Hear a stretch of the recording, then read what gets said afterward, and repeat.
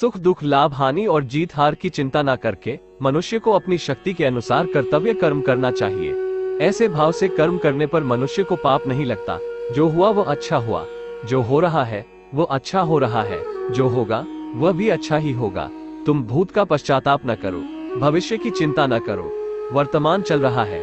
सभी प्राणी जन्म से पहले अप्रकट थे और मृत्यु के बाद फिर अप्रकट हो जाएंगे, लेकिन जन्म और मृत्यु के बीच प्रकट दिखते हैं। फिर इसमें सोचने की क्या बात है। परिवर्तन संसार का नियम है।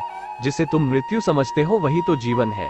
एक क्षण में तुम करोड़ों के स्वामी बन जाते हो, दूसरे चरण में तुम दरिद्र हो जाते हो।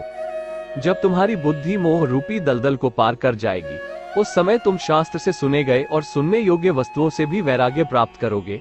केवल कर्म करना ही मनुष्य के वश में है, कर्मफल नहीं।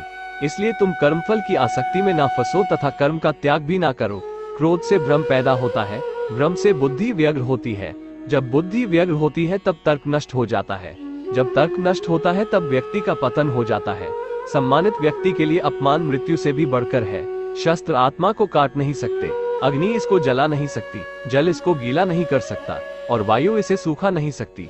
जैसे मनुष्य अपने पुराने वस्त्रों को उतारकर दूसरे नए वस्त्र धारण करता है, वैसे ही आत्मा मृत्यु के बाद अपने पुराने शरीर को त्याग करने से ही प्राप्त करती है। आत्मा ना कभी जन्म लेती है और ना मरती है। शरीर का नाश होने पर भी नष्ट नहीं होता। आत्मा अमर है।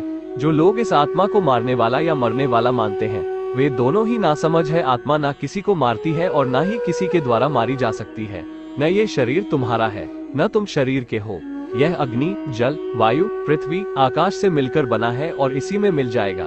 परंतु आत्मा स्थिर है। फिर तुम क्या हो?